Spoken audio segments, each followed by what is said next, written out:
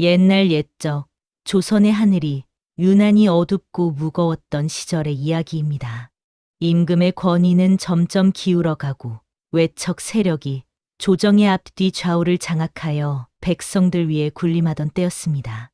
높은 자들은 더 높아지려 손을 뻗었고 낮은 자들은 더 낮아지지 않으려 몸을 웅크렸지요. 한양의 장안통은 겉으로는 번화했으나 그 이면에는 피비린내 나는 권력 싸움이 물밑에서 끊임없이 흘렀습니다. 그러던 어느 봄날 새벽이었습니다. 아직 달구름 소리도 들리기 전 한양의 사방 성문에 낯선 벽보 하나가 붙었습니다. 벽보에는 붉은 관인이 찍혀 있었고 그 아래 단 두 줄의 글귀가 적혀 있었습니다. 동국마마께서 급한으로 흥서홍시하셨노라. 그 두 줄이 한양 장안을 뒤흔들었습니다. 아직 10살도 채 되지 않은 어린 왕세자가 까닭도 모른 채 웅서했다 하니 백성들은 하늘이 무너지는 것 같다며 통곡했습니다. 그러나 궐 안사정을 꿰뚫어 보는 눈 밝은 이들은 고개를 가로저었지요. 갑자기 나타난 벽보, 비밀에 붙여진 흉서 소식, 그리고 삼엄하게 입을 봉한 내관들의 낯빛이 예사롭지 않았기 때문이었습니다. 그날 밤, 짙은 어둠이 한양을 덮은 시각이었습니다. 궐의 북쪽 후문으로 가마 하나가 소리 없이 빠져나왔습니다. 가마를 호위하는 자들은 10명도 채 되지 않았으나 그들의 눈빛은 절벽 끝에 선 사람들처럼 날카롭고 처절했습니다.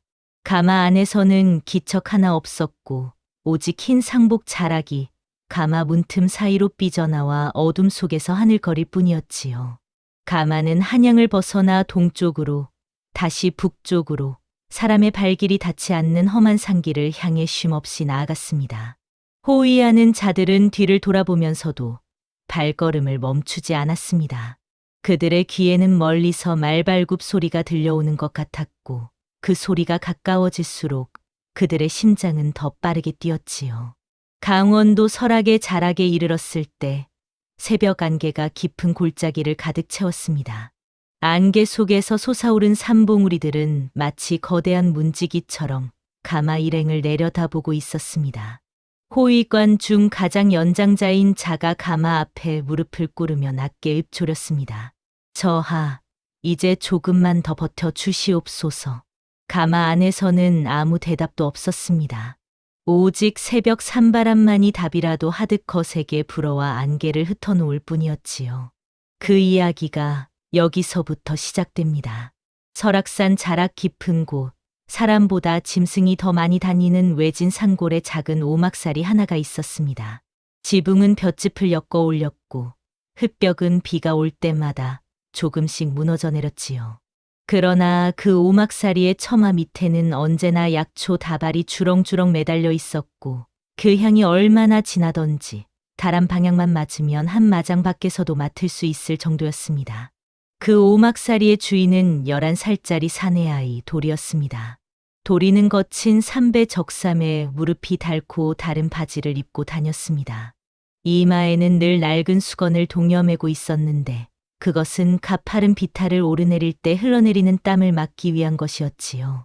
발에는 집신을 신었으나 워낙 험한 산을 타고 다니다 보니 며칠이 멀다 하고 닳아 없어졌습니다.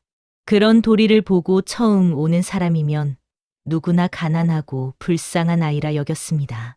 그러나 도리의 눈빛을 한 번이라도 마주친 사람이라면 생각이 달라졌지요. 산짐승처럼 맑고 영리한 눈, 한 번 본 것은 절대 잊지 않는다는 듯 모든 것을 빠짐없이 담아내는 그 눈빛은 예사로운 산골 아이의 것이 아니었습니다. 도리의 재주는 약초를 보는 데 있었습니다. 한 번 본 약초는 이름과 성질과 쓰임새를 절대 잊지 않았습니다. 비슷하게 생긴 약초 10가지를 한꺼번에 늘어놓아도 도리는 냄새만으로 혹은 잎사귀의 결만으로 단번에 구별해냈지요. 독초와 약초를 가르는 눈은 더욱 날카로워서 마을의 어른들도 헷갈리는 것을 도리는 10발자국 밖에서도 알아보았습니다. 야, 도리야, 저기 저 풀이 뭔지 아냐? 마을 어귀에서 누가 물으면 도리는 눈도 제대로 돌리지 않고 대답했습니다. 동미나리요. 먹으면 죽습니다. 그 한마디에 어른들은 서로 얼굴을 마주 보며 혀를 찼지요. 도리에게 이런 재주를 가르쳐 준 이는 매반 노인이었습니다. 마을 뒤쪽 바위굴에 숨어 살다시피 하는 노인으로 누가 그의 내력을 물어도 아무도 아는 이가 없었지요. 다만 노인이 지닌 약초 지식이 범상치 않다는 것, 그리고 도리를 유독 아낀다는 것만은 마을 사람 모두가 알고 있었습니다. 도리는 날이 밝으면 산을 올랐습니다. 해가 지면 내려왔습니다. 그 사이에 캔 약초를 다듬고 말리고 빻으며 하루를 채웠지요. 가난하지만 구김살 없고 외롭지만 쓸쓸하지 않은 나날이었습니다. 설악의 산이 도리의 마당이었고 바람이 도리의 벗이었으니까요. 그런 도리의 일상에 균열이 생긴 것은 봄 기운이 산자락에 번지던 어느 날 밤이었습니다.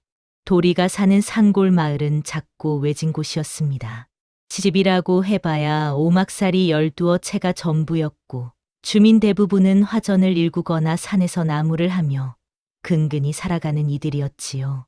관아에서 이곳까지 세금을 거두러 오는 일도 드물었고 한양에서 무슨 일이 벌어지는지 소식이 닿기까지는 보름이 넘게 걸렸습니다. 그러니 이 산골이 바깥 세상으로부터 얼마나 멀리 떨어진 곳인지는 능히 짐작할 수 있었지요. 도리에게는 두 가지 소중한 인연이 있었습니다. 하나는 스승이자 유일한 어른 보호자인 매반 노인이었고 다른 하나는 오막살이 마당 한편에 도리 어머니가 심어놓고 떠난 매화나무였습니다. 매반 노인은 알 수 없는 사람이었습니다. 처음 이 산골에 나타났을 때부터 노인은 혼자였고 어디서 왔는지 무엇을 했는지 아무것도 입 밖에 내지 않았지요. 다만 노인의 손에는 언제나 낡고 다른 의서의 순권이 들려 있었습니다. 표지가 떨어져 나가고 글자가 번진 그 책을 노인은 밥 먹듯 들여다보았고 도리에게도 그 책을 무릎에 놓고 읽는 법을 가르쳤습니다. 이 책 한 권이면 세상에 어지간한 병은 다 고친다. 그러나 사람의 욕심으로 생기는 병만은 이 책에도 약이 없느니라. 노인이 가끔 그런 말을 할 때면 도리는 고개를 갸우뚱했습니다. 사람의 욕심으로 생기는 병이란 무엇인지 어린 도리에게는 도무지 알 수 없는 말이었지요. 그 무렵 한양에서 설악으로 이어지는 험한 관도 위를 씩씩하게 내달리는 무리가 있었습니다. 선두에 선 것은 최윤이라 불리는 자였습니다. 키가 훤칠하고 눈매가 매서운 그는 왕실 호위를 맡은 무관 출신이었으나 이미 오래전에 외척 세력의 몸을 판 자였지요. 최윤의 손에는 칼자루가 쥐어져 있었고 등에는 추격의 명이 담긴 밀서가 묶여 있었습니다. 세자의 가마가 강원도 방향으로 향했다. 살아 돌아오는 자는 없어야 한다. 최윤은 부하들에게 그리 명하고 말에 채찍을 가했습니다. 봄비가 내리는 관도 위를 달리는 그의 눈에는 냉기가 서려 있었고 입술에는 비틀린 냉소가 걸려 있었지요. 세자를 지키는 동궁전의 호위관들도 쉬지 않았습니다. 상국명옥은 세자의 가마 곁을 한시도 떠나지 않았습니다. 나이 30을 간 넘긴 명옥은 동궁전에서 잔뼈가 굵은 상궁으로 세자를 제 자식처럼 아끼는 여인이었지요. 그러나 지금 명옥의 얼굴에는 눈물 자국도 슬픔도 없었습니다. 오직 입술만 굳게 다문 채 가마가 향하는 방향만을 바라보고 있었지요. 그 모든 이들이 알게 모르게 하나의 산골을 향해 수렴하고 있었습니다. 설악의 깊은 품속, 도리가 사는 작은 오막사리를 향해서 말이지요. 그날 밤은 유난히 달이 밝았습니다. 구름 한 점 없이 맑은 하늘에 보름달이 걸려 있어 산 그림자가 땅 위에 짙게 드리워지던 밤이었지요. 도리는 낮에 캐온 약초를 처마 밑에 묶어 달고 솥에 남은 식은 보리죽을 먹으며 하루를 마무리하던 참이었습니다. 그런데 이상한 일이 생겼습니다. 산바람이 방향을 바꾸더니 평소에는 맡을 수 없던 낯선 약초 향이 실려왔습니다. 도리는 젓가락을 내려놓고 코를 킁킁거렸지요. 익숙한 도라지 향도, 더덕 향도 아니었습니다. 차갑고 쓴 향기 속에 묘하게 달콤한 기운이 섞인 도리가 한 번도 맡아본 적 없는 낯선 냄새였습니다. 도리는 문을 열고 밖으로 나왔습니다. 계곡 너머 깊은 숲속에서 푸른 빛이 흔들리고 있었습니다. 처음에는 반딧불인가 싶었으나 반딧불치고는 불빛이 너무 크고 빠르게 움직였지요.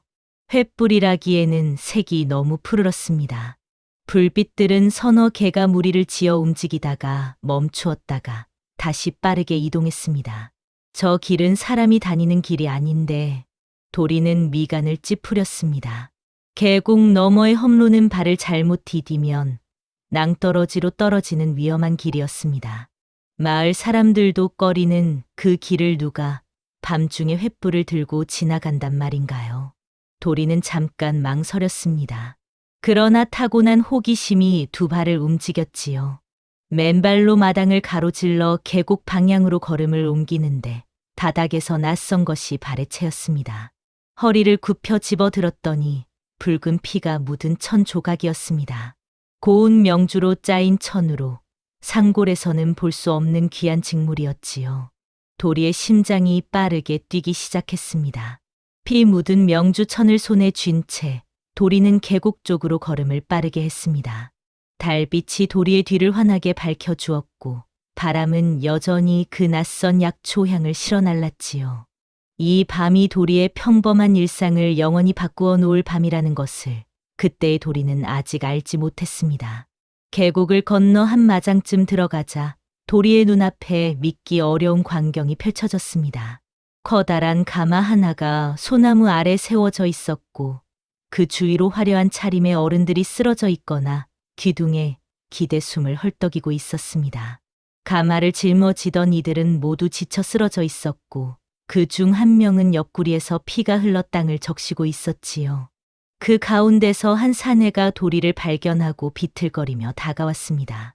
아이야, 이 근처에 사람이 사느냐? 사내의 목소리는 갈라지고 떨렸습니다. 얼굴은 핏기가 없이 하얗고 관복은 칼에 베인 듯 군데군데 찢겨 있었지요.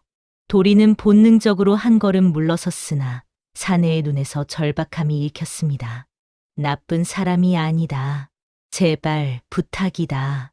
도리는 그 눈을 보았습니다. 그리고 고개를 끄덕였지요. 사내가 도리를 이끈 곳은 가마 앞이었습니다. 사내는 가마 문에 손을 얹으며 잠깐 눈을 감았다가 천천히 문을 열었습니다. 그 안에 있는 것을 보는 순간 도리는 숨이 막혔습니다. 화려한 청룡포를 입은 또래의 사내 아이가 가마 안에 반드시 누워 있었습니다. 얼굴은 소금처럼 하얗고 두 입술은 검붉게 변해 있었지요. 손은 가슴 위에 가지런히 모여 있었고 가슴이 오르내리는 기척이 없었습니다. 청룡포에는 금실로 용을 수놓았는데 그 눈부신 비단 위로 검붉은 얼룩이 번져 있었지요. 도리는 한 걸음 더 다가가 손을 뻗었습니다. 떨리는 손가락 끝으로 그 아이의 목 옆에 있는 맥을 짚었습니다. 가늘고 느리고 끊어질 듯 이어지는 맥박이 느껴졌습니다. 살아 있었습니다. 그러나 아주 가느다란 실 한 올에 매달려 있는 것 같았지요. 살릴 수 있겠느냐? 사내가 낮고 간절한 목소리로 물었습니다. 도리는 다시 한번 그 아이의 입술을 보았습니다. 검붉은 빛, 그리고 입 가장자리에 남은 검은 거품. 도리가 스승에게서 배운 것 중에 이런 증세가 있었습니다. 독이 심장을 향해 퍼지고 있는 것이었지요. 독입니다. 도리가 말했습니다. 사내는 눈을 감았습니다. 그리고 낮게 속삭였지요.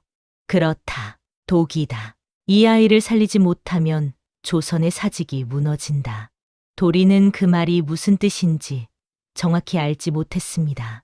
사직이 무너진다는 것이 무엇인지 청룡포를 입은 이 아이가 누구인지도 몰랐지요. 그러나 도리는 알았습니다. 눈앞에서 죽어가는 사람이 있다는 것을, 그리고 자신이 그 사람을 살릴 수 있는지도 모른다는 것을요.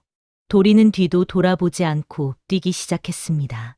오막살이를 향해 스승에게 배운 약초들이 가득한 그 처마 밑을 향해 온 힘을 다해 달렸습니다. 오막살이에 돌아온 도리는 군부를 지피고 가마솥에 물을 채웠습니다.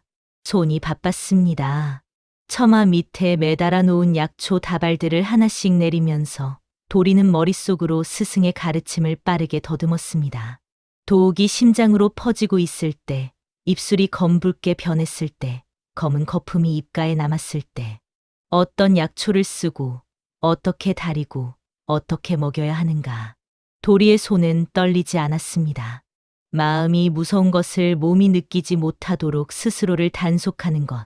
그것이 스승이 가르쳐 준 또 하나의 지혜였지요. 삼지구엽초, 녹두, 감초, 그리고 설악의 깊은 바위 틈에서만 자라는 이름 모를 흰 꽃의 뿌리. 도리는 그것들을 절구에 찍고 채에 걸으며 한 가지씩 손질했습니다.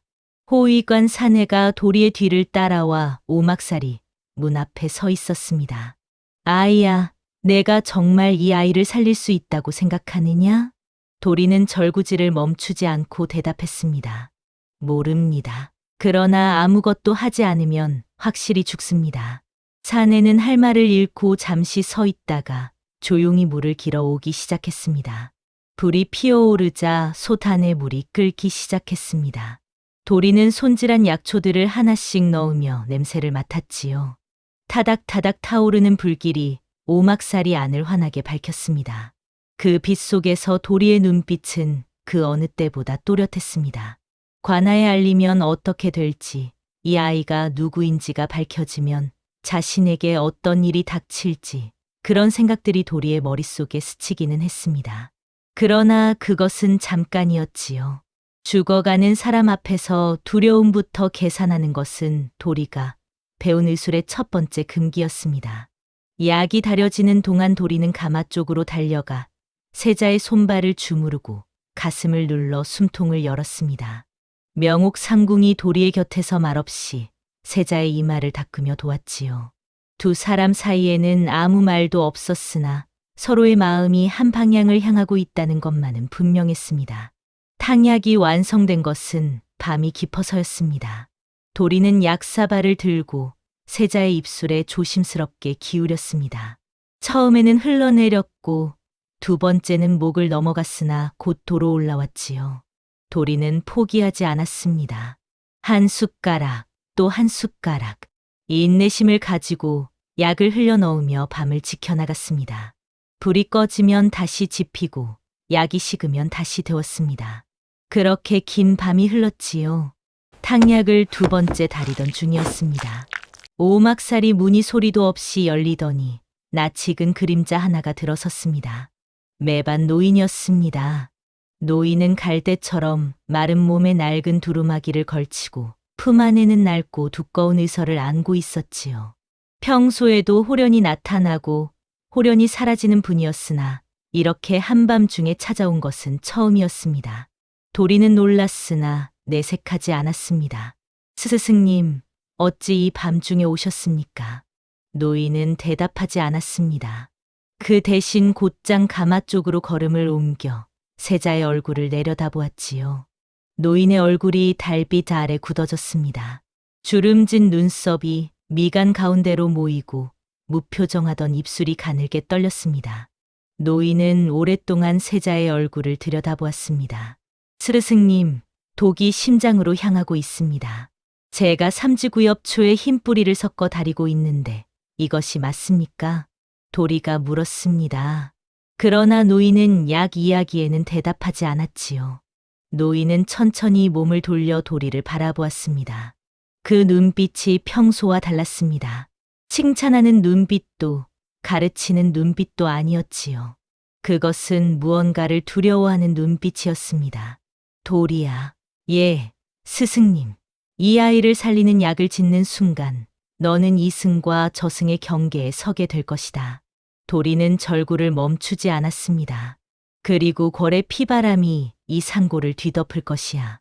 내가 살려낸 아이 하나로 인해 얼마나 많은 칼날이 이쪽을 향하게 될지 너는 알지 못한다. 노인의 목소리는 낮고 단호했습니다. 그것은 으름장이 아니라 진심 어린 경고였지요. 도리는 잠시 손을 멈추었습니다. 뜨거운 불길이 솥 아래서 타오르고 약 냄새가 오막살이 안에 가득 찼습니다. 도리는 솥을 바라보다가 가마 안을 바라보다가 다시 스승을 바라보았습니다. 스승님, 저는 의술을 배웠습니다. 그렇지. 의술이란 눈앞에서 죽어가는 사람을 살리는 것 아닙니까? 노인은 대답하지 않았습니다. 스승님이 그리 가르치셨습니다. 제 목숨이 위태롭더라도 살릴 수 있는 사람을 살리지 않는 것은 의원이 아니라고 하셨지요. 노인의 눈이 흔들렸습니다. 길고 긴 침묵이 흘렀습니다. 그 침묵 끝에 노인은 한숨을 길게 내쉬었습니다. 그리고 천천히 자리를 잡고 앉더니 품 안에서 의서를 꺼내 펼쳤지요. 그렇다면 여기 있는 이것도 함께 쓰거라. 노인의 손가락이 의서의 한 장을 가리켰습니다. 그것은 도리가 아직 배우지 못한 부분, 가장 극한의 독을 다루는 비방이었습니다. 그날 밤 스승과 제자는 나란히 앉아 밤새 불을 지켰습니다. 탕약이 세자의 목을 넘어간 지 얼마 지나지 않아 세자의 몸이 반응을 보이기 시작했습니다. 처음에는 손발이 경련하듯 떨렸습니다.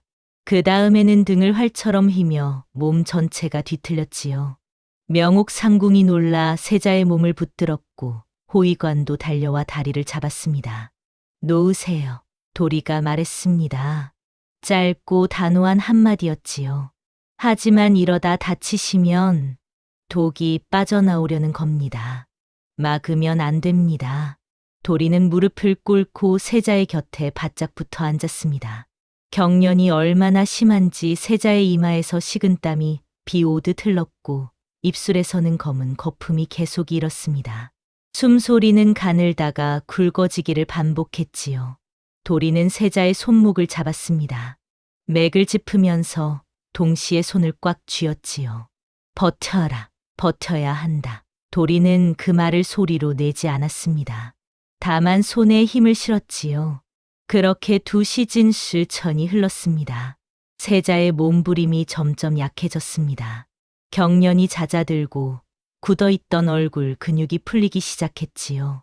그러나 맥은 여전히 가늘고 불안정했습니다. 도리는 다시 솥을 걸었습니다. 이번에는 약 성분을 조금 달리했지요. 매반 노인이 의서에서 가리켜 준 비방을 조심스럽게 따랐습니다. 2번째 탕약이 완성되었을 때는 하늘이 새벽을 향해 기울고 있었습니다.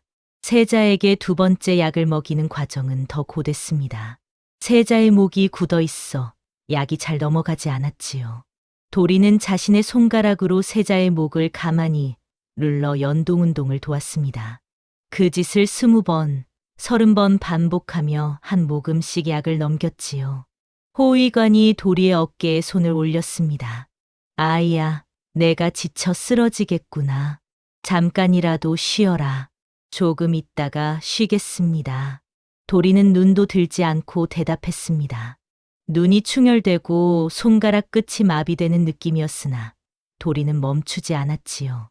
마당의 매화나무가 새벽바람에 흔들리는 소리가 들렸고 어딘가에서 산새 한 마리가 울었습니다. 그 울음소리가 끝날 무렵 세자의 입에서 처음으로 뭔가 다른 소리가 났습니다. 가는 숨소리, 그러나 분명한 숨소리였지요.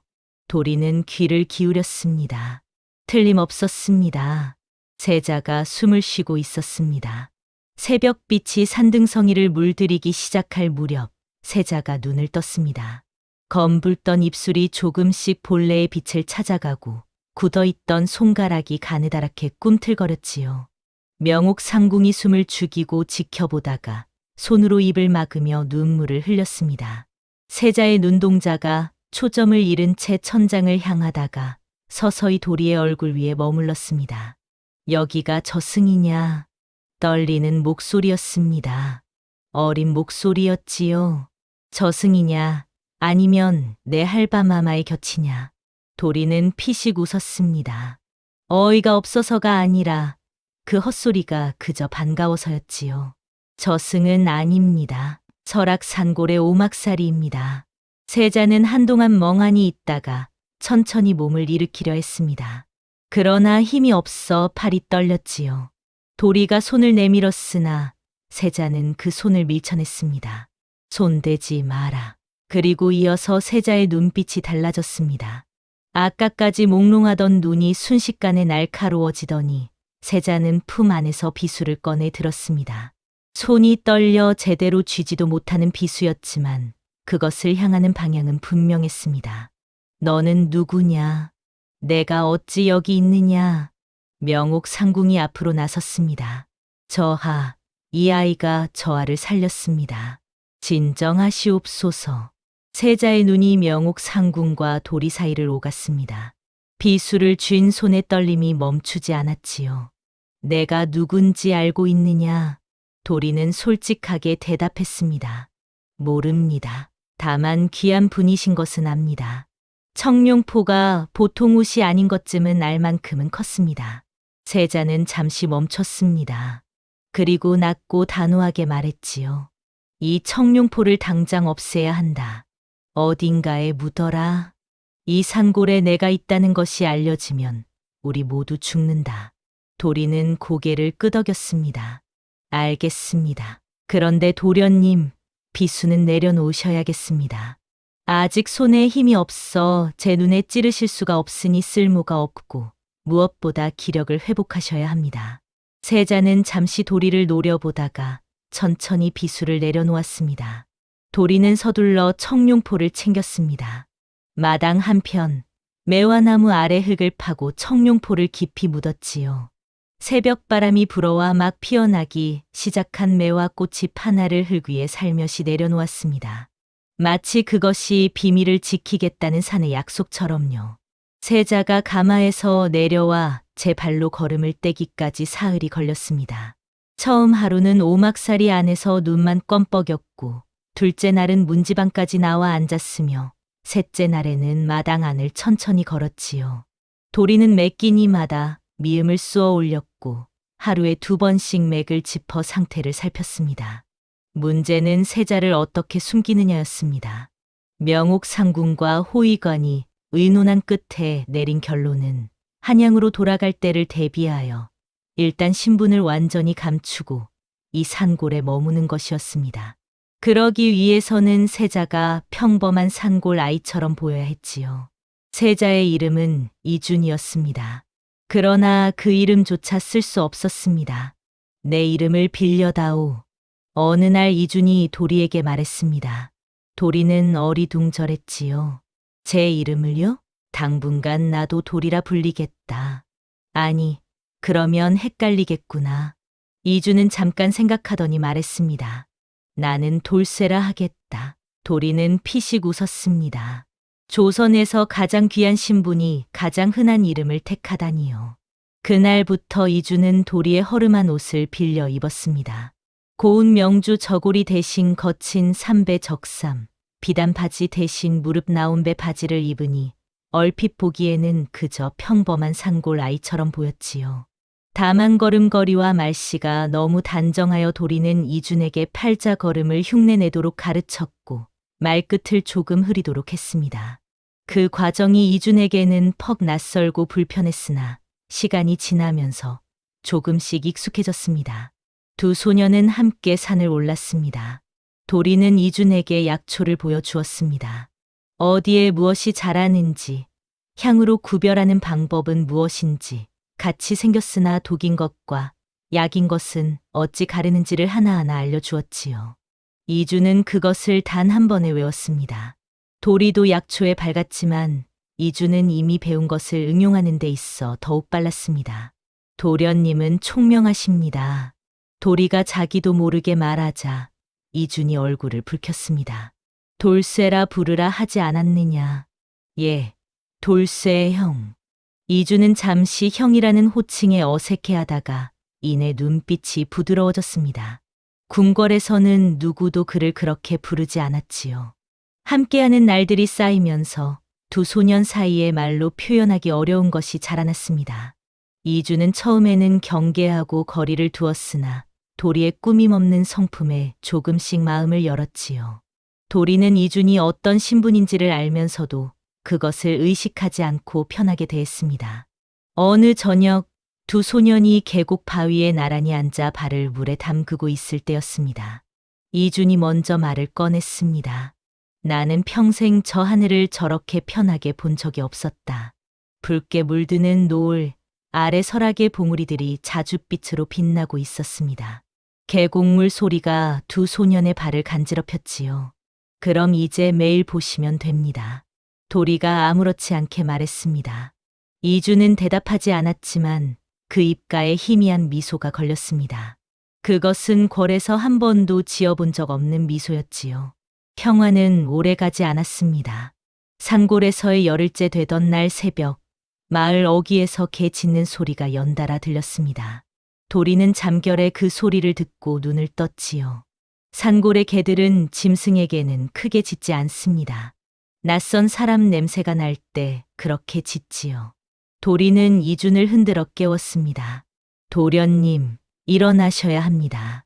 이준도 눈을 뜨는 순간 감지했습니다. 산 아래쪽에서 말발굽 소리가 울려오고 있었습니다. 여러 마리 빠른 속도로 올라오는 소리였지요. 호위관이 뛰어왔습니다. 자객들입니다. 최소 20명은 됩니다. 어서 피하셔야 합니다. 저하. 순식간에 마을이 아수라장이 되었습니다. 횃불을 든 자객들이 마을로 쏟아져 들어왔습니다. 그들은 집집마다 문을 발로 차며 세자 일행의 행방을 물었고 대답이 없으면 불을 질렀지요. 오막살이 세 채의 불이 붙어 하늘로 치솟는 불꽃이 산을 물들였습니다. 호위관들이 자객들의 앞을 막아섰습니다. 그러나 오랜 도주에 지쳐있는 몸으로 버티기에는 상대가 너무 많았지요. 도리는 이준의 손을 잡고 마을 뒤쪽 비탈로 뛰었습니다. 밤에도 이 산을 오르내리는 도리에게 어둠은 장애물이 아니었습니다. 나무 사이를 빠져나가고 돌무더기를 건너고 가파른 비탈을 숨가쁘게 올랐지요. 이준은 처음에는 제대로 따라오지 못했습니다. 궐에서 자란 몸이라 이런 험한 산길에 익숙하지 않았으니까요. 도리는 한 번도 손을 놓지 않았습니다. 조금만 더요. 여기서 조금만 더 가면 아무도 모르는 곳이 있습니다. 절벽 옆을 아슬아슬하게 돌아가는 좁은 길을 지나 두 소녀는 큰 바위 뒤에 숨겨진 자연 동굴 앞에 다다랐습니다. 평소 도리가 혼자 약초를 손질하던 비밀 장소였지요. 두 소년이 동굴 안으로 몸을 숨기자 바깥에서 횃불 소리와 고함 소리가 들려왔습니다. 도리는 동굴 입구를 넝쿨로 가렸고 이주는 숨을 최대한 죽였지요. 두 소년의 어깨가 맞닿아 있었습니다. 이준의 심장 소리가 느껴질 만큼 가까운 거리에서 두 소년은 횃불이 지나가기를 기다렸습니다. 마을에서 치솟는 불꽃이 동굴 입구 너머로 어른거렸고 누군가의 단말마 같은 외침이 바람결에 실려왔지요. 이준이 낮고 떨리는 목소리로 말했습니다. 나 때문에 저 사람들이 다치는 것이다. 도리는 아무 말 하지 않았습니다. 그 대신 이준의 손을 꽉 쥐었지요. 그것이 그날 밤 두 소년이 나눈 전부였습니다. 자객들의 불빛이 산 아래로 내려간 것은 한참이 지나서였습니다. 도리는 동굴 입구의 넝쿨을 살짝 젖히고 바깥을 살폈습니다. 연기 냄새가 진하게 코를 찔렀으나 발자국 소리는 더 이상 들리지 않았지요. 이준도 조심스럽게 몸을 일으켰습니다. 그런데 그때였습니다. 이준이 허리춤을 더듬다가 표정이 굳어졌습니다. 무언가를 찾는 듯 이리저리 손을 뻗더니 동굴 바닥을 훑기 시작했지요. 그러다 손끝에 잡힌 것을 집어들자 이준의 얼굴이 달빛 아래 창백해졌습니다. 은빛 비녀였습니다. 그러나 반이 부러진 채였지요. 어머니 것이다. 이준이 낮게 중얼거렸습니다. 그 목소리에서 처음으로 어린아이의 슬픔이 묻어났지요. 도리는 조용히 곁에 앉았습니다. 이준은 한동안 부러진 비녀를 손 안에 쥐고 있었습니다. 그러다가 손을 풀었을 때 비녀의 윗부분이 가늘게 열렸습니다. 속이 비어있는 비녀였지요. 그 안에서 아주 가늘게 말린 종이 한 장이 흘러나왔습니다. 이준은 그것을 펼쳤습니다. 도리는 이준의 시선을 따라 그 종이를 함께 들여다보았지요. 가느다란 붓글씨로 빼곡하게 적힌 내용이었습니다. 도리는 글을 읽을 줄 알았습니다. 매반 노인이 가르쳐 주었으니까요. 그러나 읽으면 읽을수록 도리의 심장이 이상하게 뛰었습니다. 종이 안에는 조정의 인사 기록과 처벌 기록이 적혀 있었습니다.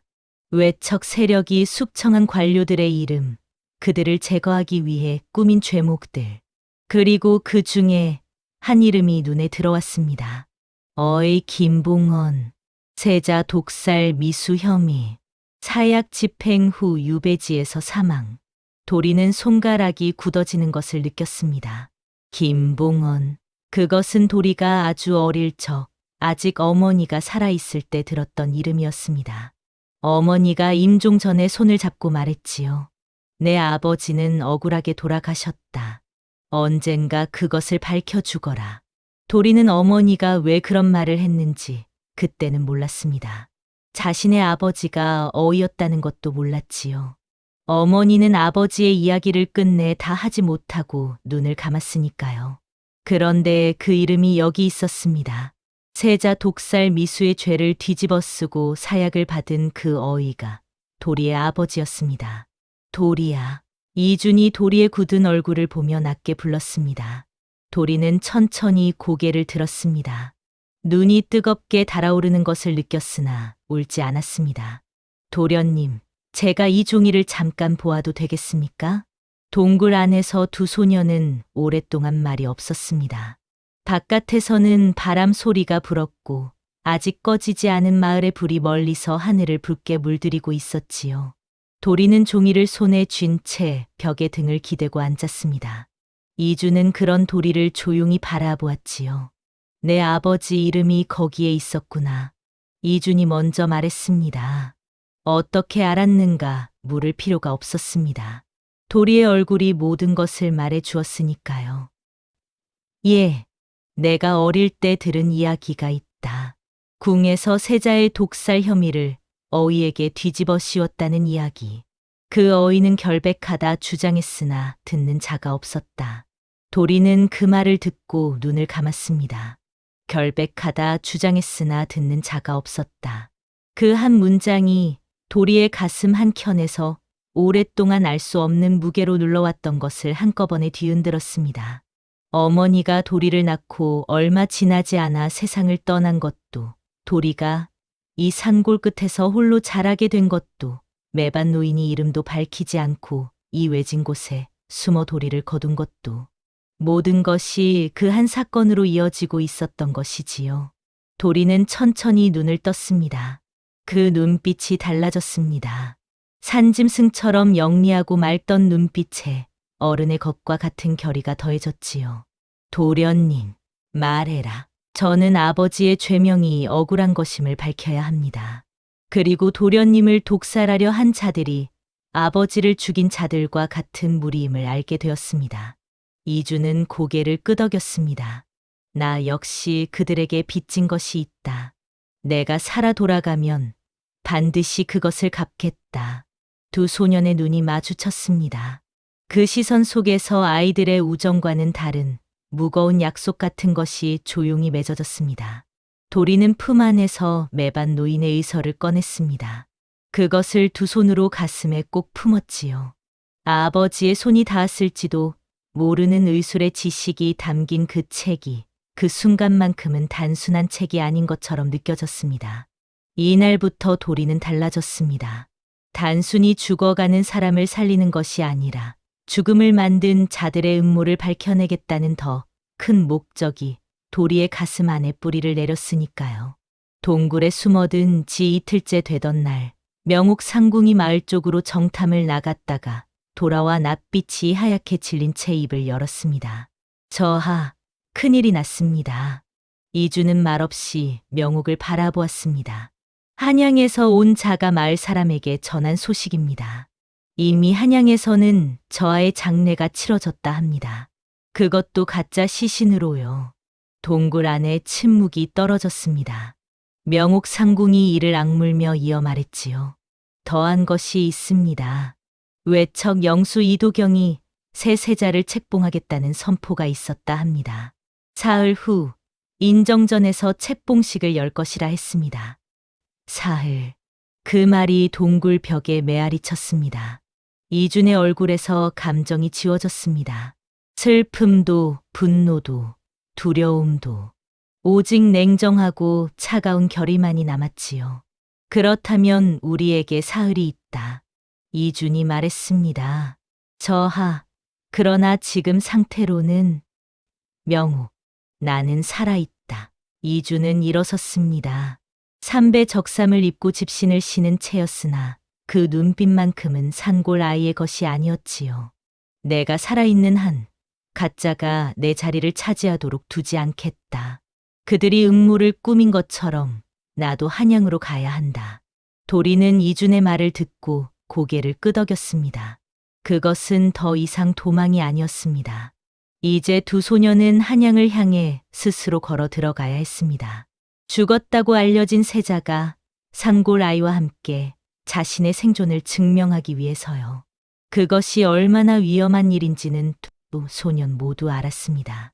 그러나 알면서도 발걸음을 내딛는 것, 그것이 이 이야기의 진정한 시작이었지요. 도리는 매반 노인의 동굴로 다시 한번 달려갔습니다. 노인은 이미 알고 있다는 듯 짐을 꾸린 채 앉아 있었지요. 스승님, 저는 한양으로 가야 합니다. 알고 있다. 두려운 것이 사실입니다. 그렇겠지. 그러나 가지 않으면 더 후회할 것 같습니다. 노인은 한동안 도리를 바라보았습니다. 그러다가 품 안에서 작은 보자기를 꺼내 도리에게 건네었지요. 이것은 내 아버지가 남긴 약방문여 방문이다. 어떤 독을 어떻게 식별하는지가 적혀 있다. 한양에서 쓸 일이 있을 것이야. 도리는 두 손으로 그것을 받았습니다. 스승님은 어찌 그것을 가지고 계셨습니까? 노인은 대답하지 않았습니다. 그저 도리의 머리를 한번 쓰다듬고 동굴 안으로 들어가 버렸지요. 도리는 그 자리에 오래 서 있었습니다. 노인의 등이 사라진 동굴 입구를 바라보며 말해지지 않은 것들을 헤아렸지요. 한양으로 향하는 길은 평탄하지 않았습니다. 설악의 험한 산길을 내려와 관도에 접어들자마자 최윤이 이끄는 자객들이 길목을 막고 있었습니다. 언제부터 기다리고 있었는지 그들은 마치 두 소년이 이 길을 지날 것을 미리 알고 있던 것처럼 5곳에 나뉘어 배치되어 있었지요. 세자저하, 최윤이 말해서 내리며 입을 열었습니다. 그 목소리에는 비틀린 경외심과 비웃음이 뒤섞여 있었지요. 어찌 상고을 꼬마와 함께 관도를 걷고 계십니까? 참으로 보기 민망한 행차이십니다. 이주는 표정을 바꾸지 않았습니다. 최윤, 너는 내 아버지의 신하였느니라. 그랬지요. 그러나 지금은 더 강한 분을 섬기고 있습니다. 최윤의 손짓 하나에 자객들이 일제히 움직였습니다. 호위관들이 막아섰으나 수가 너무 달렸지요. 순식간에 호위관들이 제압되고 명옥 상궁도 붙들렸습니다.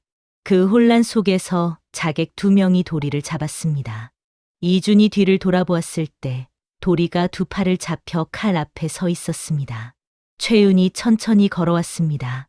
세자저하, 이 상골 아이가 저하에게 소중한 사람인가요? 그렇다면 거래를 하시지요. 저하 혼자 조용히 사라져 주시면 이 아이는 살려드리겠습니다. 거부하신다면 이 아이부터 처리하겠습니다.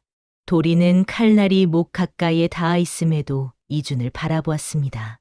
그 눈빛에는 두려움보다 단단한 것이 있었습니다. 저하, 저를 버리고 가시옵소서.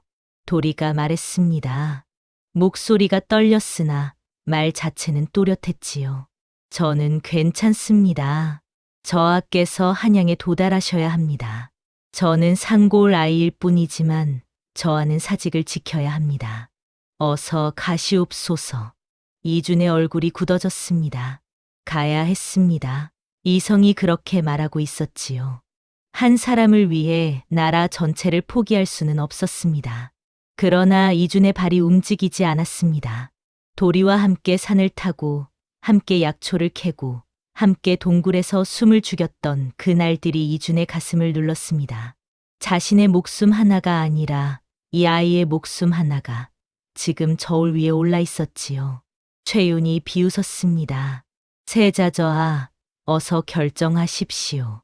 시간이 많지 않습니다. 이준과 도리의 눈이 마주쳤습니다. 그 눈빛 교환은 오래 지속되지 않았습니다. 도리가 먼저 눈을 돌렸습니다. 그 시선이 자신의 허리춤으로 향했지요. 도리는 이 순간을 위해 오래전부터 그 자리에 꽂아두었던 것을 기억해냈습니다. 산골에서 가장 다루기 위험한 약초, 촉이 강한 독성을 지닌 풀의 가루였습니다. 피부에 닿으면 극심한 자결감을 일으키고 눈에 들어가면 당분간 시야를 잃게 만드는 것이었지요. 도리는 혹시 모를 상황을 대비하여 허리끈 안쪽에 그것을 꿰매어 두었습니다. 순간이었습니다. 도리는 자신의 손목을 잡고 있던 자객의 손을 힘껏 물어뜯었습니다. 자객이 움찔하며 소나기가 느슨해지는 사이 도리는 허리끈에서 가루 주머니를 뽑아 쥐었습니다. 그리고 두 번째 자객이 반응하기 전에 가루를 집어 그의 눈을 향해 뿌렸지요. 으악! 자객의 비명이 터졌습니다. 눈을 감싸 쥐고 비틀거리는 사이 도리는 몸을 돌려 최윤에게 달려들며 남은 가루를 최윤의 손 위에 상처가 난 자리를 향해 쏟아부었습니다. 최윤이 잠깐 뒤로 물러서며 손을 들여다보았습니다. 타오르는 것 같은 통증이 시작되자 평정을 유지하던 최윤의 얼굴이 처음으로 일그러졌지요. 그 짧은 혼란 속에서 이준이 움직였습니다. 이준은 호위관이 놓쳐 바닥에 떨어진 단도를 집어들고 도리의 손을 잡아 뛰었습니다. 자객들이 뒤를 쫓았으나 지금 이 험한 관도 일대에서 도리만큼 길을 아는 자는 없었지요. 이쪽입니다. 도리가 앞장섰습니다. 갈림길에서 사람이 절대 가지 않을 방향으로 꺾고 가시덤불 사이로 몸을 밀어넣고 낮은 개울을 건너 발자국을 지웠습니다. 자객들의 발소리가 멀어졌습니다. 두 소녀는 숨이 다 끊어질 것 같을 때까지 달리다가 거대한 바위 뒤에 몸을 구겼습니다. 헐떡이는 숨소리가 두 소년의 머리 위 허공에 허옇게 피어올랐지요. 이준이 먼저 입을 열었습니다. 괜찮으냐? 예. 도련님은요? 나도 괜찮다. 잠시 침묵. 도리야. 예. 아까 버리고 가라 했지. 예. 두 번 다시 그런 말을 하지 마라. 도리는 대답하지 않았습니다. 다만 쿡쿡 웃었지요. 이준도 따라 웃었습니다. 그 웃음이 바위 뒤에서 조용히 피어났다가 곧 긴장감으로 다시 가라앉았습니다. 사흘 중 하루가 지나고 있었습니다. 두 소녀는 다시 일어섰습니다. 사흘째 되는 날 아침 해가 뜨기도 전에 두 소녀는 한양 도성 외곽에 도달했습니다. 밤새 걸어온 길이었습니다. 명옥 상궁과 살아남은 호위관이 다른 길로 움직여 도성 안에 먼저 연락을 취했지요. 이준이 알려준 동궁전의 은밀한 후문으로 두 소녀는 몸을 낮추어 도성 안으로 들어섰습니다. 한양은 평소와 달리 이른 아침부터 사람들이 몰려 있었습니다. 인정전에서 새세자 책봉식이 열린다는 소문이 퍼져 백성들이 구경하러 나온 것이지요. 두 소녀는 그 인파 속으로 섞여 들어갔습니다. 이주는 허름한 삼배 적삼 차림이었습니다. 그 모습으로 인정전을 향해 걷는 이준의 표정은 한없이 고요했습니다. 두려운 기색이 없었지요. 옆에서 걷는 도리도 말이 없었습니다. 두 소년의 발걸음이 점점 빨라졌습니다. 인정전의 정문 앞에는 갑옷을 입은 군사들이 양옆으로 도열해 있었습니다. 안에서는 이미 의식이 시작되었는지 국소리와 함께 백관들이 열을 지어 서 있는 광경이 문틈 사이로 보였지요. 문을 지키는 군사가 두 소년 앞을 막아섰습니다. 서라. 여기는 아무나 들어올 수 없다. 이준이 걸음을 멈추지 않았습니다. 비켜라. 뭐라? 이 꼬마야. 이준의 목소리가 낮아졌습니다. 그러나 그 낮은 목소리가 아침 공기를 가르며 뚜렷하게 울려 퍼졌지요. 조선 동궁 이준이 들어간다. 비켜라. 군사가 순간 굳었습니다. 그 이름이 무슨 뜻인지 알기 때문이었지요. 죽었다는 세자의 이름. 그런데 눈앞에 서 있는 이 아이는 그 사이 이주는 문을 밀고 들어섰습니다. 도리가 뒤를 따랐지요. 인정전 안이 순식간에 정지했습니다. 백관들의 눈이 일제히 문 쪽으로 향했습니다. 허름한 산골 옷을 입은 두 아이가 인정전 한복판에 서 있었지요. 그 중 하나의 눈빛이 너무나 또렷하고 당당하여 아무도 선뜻 입을 열지 못했습니다. 잠깐의 침묵 뒤 상석에 앉아있던 외척 영수 이도경이 벌떡 일어섰습니다. 저 아이는 어떻게 들어왔느냐. 저 아이를 당장 끌어내라. 군사들이 움직이려 했습니다. 그 순간 이준이 큰 소리로 외쳤습니다. 멈추어라. 그 한마디에 군사들의 발이 멈추었습니다.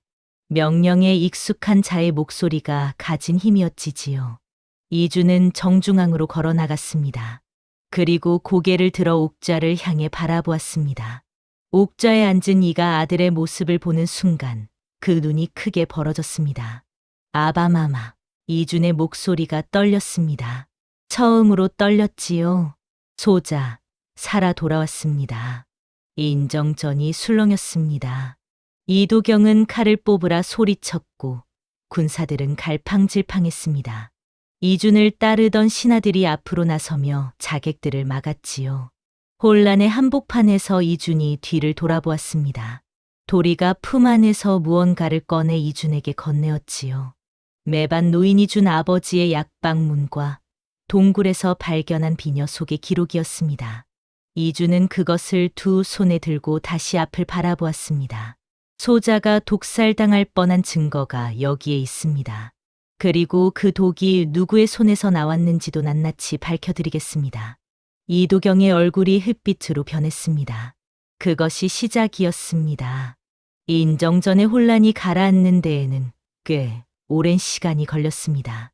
이도경과 그 수하들은 즉각 포도청 포졸들에게 제압되었습니다. 왕이 직접 명을 내렸지요. 수십 년간 조정을 주무르던 외척 세력이 단 하루 만에 허물어지는 순간이었습니다.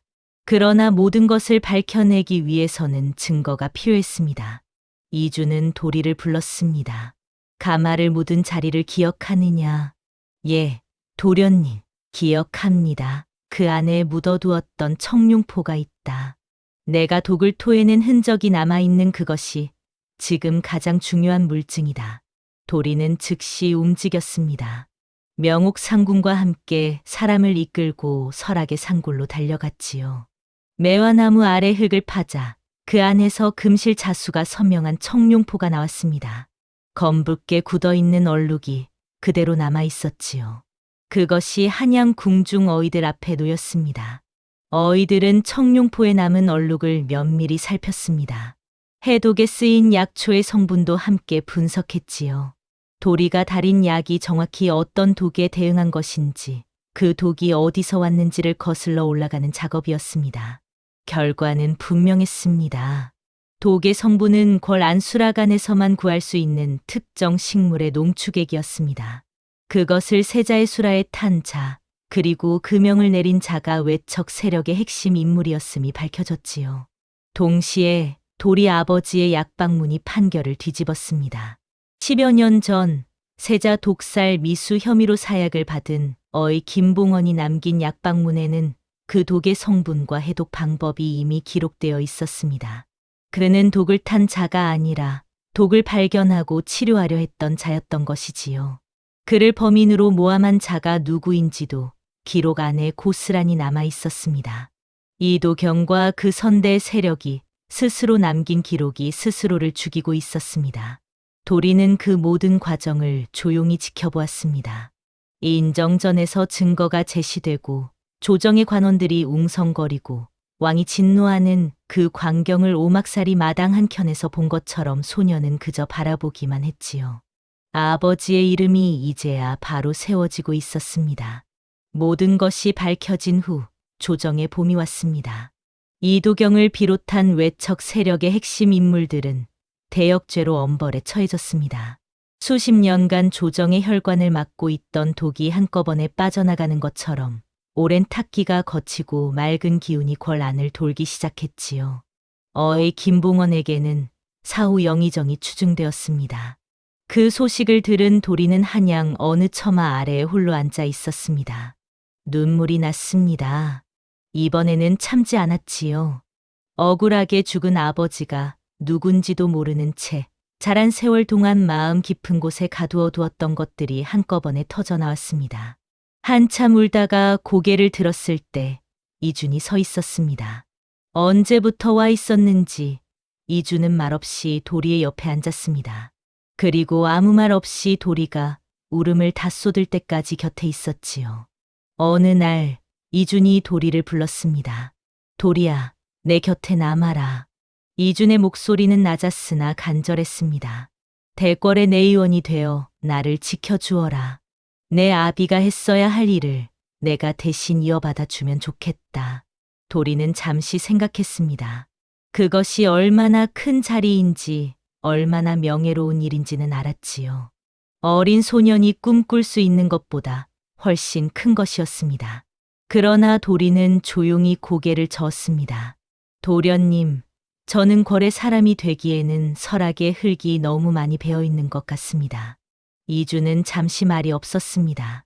궐 안에서 도련님 곁에 있는 것보다 산골에서 도련님의 백성들을 돌보는 것이 제가 할 수 있는 더 나은 일일 것입니다.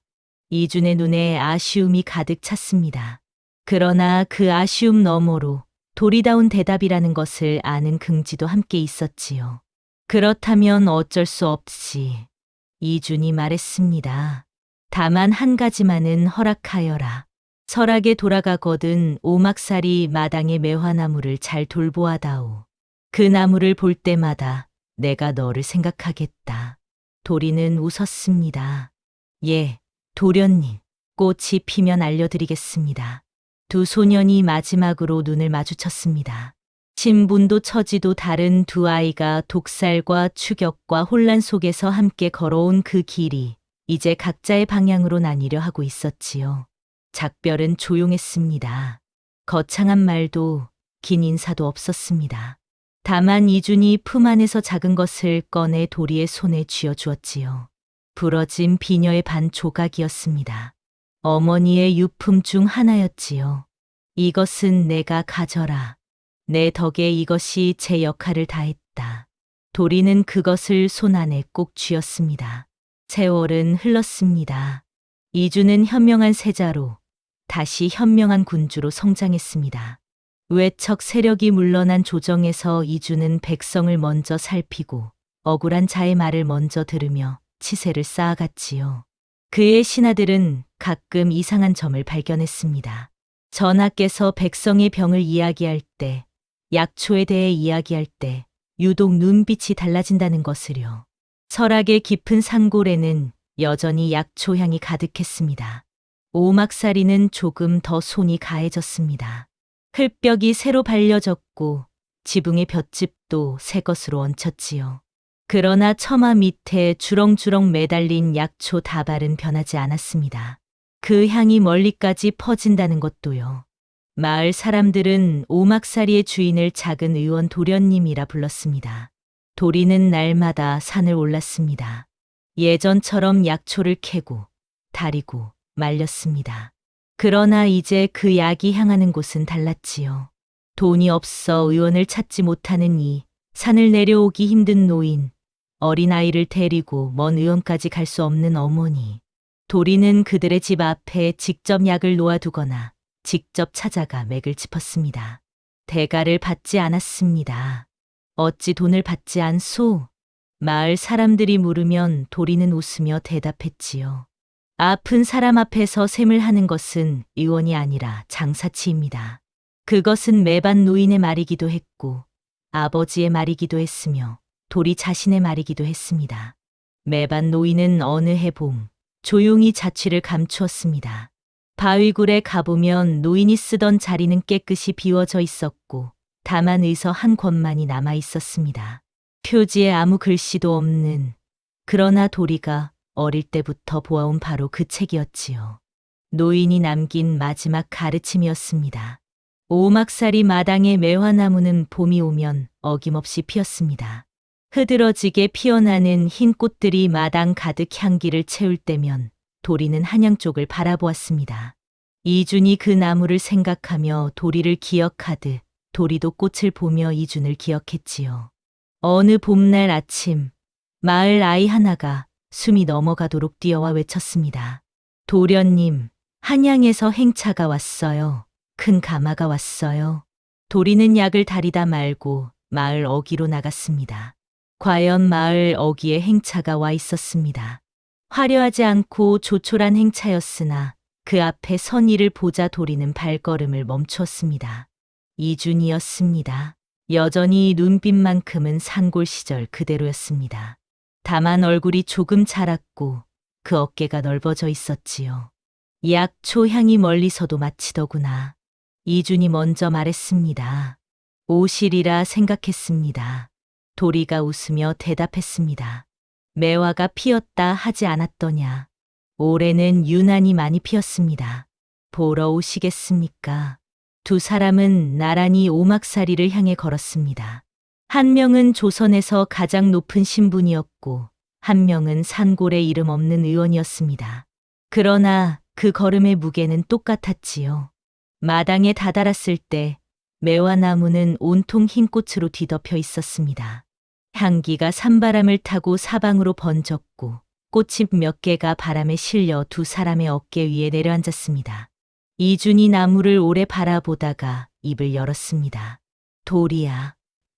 예, 내가 옳았다. 도리는 그 말의 뜻을 알았습니다. 여기 남기를 잘했다는 것, 백성을 돌보는 의원이 된 것이 옳았다는 것이지요. 도련님도 옳으셨습니다. 그것으로 충분했습니다. 옛말에 이런 말이 있습니다. 참된 의술은 병을 고치는 것이 아니라 사람을 고친다 하지요. 도리는 어린 나이에 독살당할 뻔한 귀인을 살렸고 아버지의 억울한 죽음을 밝혔으며 산골의 가난한 이들 곁에 남아 평생을 그 가르침을 실천했습니다. 그 삶이 화려하지는 않았습니다. 이름이 높아지지도 않았지요. 그러나 도리가 달인 약한 모금으로 눈을 뜬 이들, 맥을 짚던 그 손길에 위로받은 이들은 오랫동안 그 이름을 기억했습니다. 설악의 봄이 오면 매화나무가 피었습니다. 그 향기가 바람을 타고 멀리 퍼져나갔지요. 그것이 도리의 이야기입니다. 다음 영상을 빠르게 만나보시려면 좋아요와 구독을 눌러주세요. 그럼 더 재미있는 영상으로 찾아뵙겠습니다. 모두 행복한 하루 보내세요.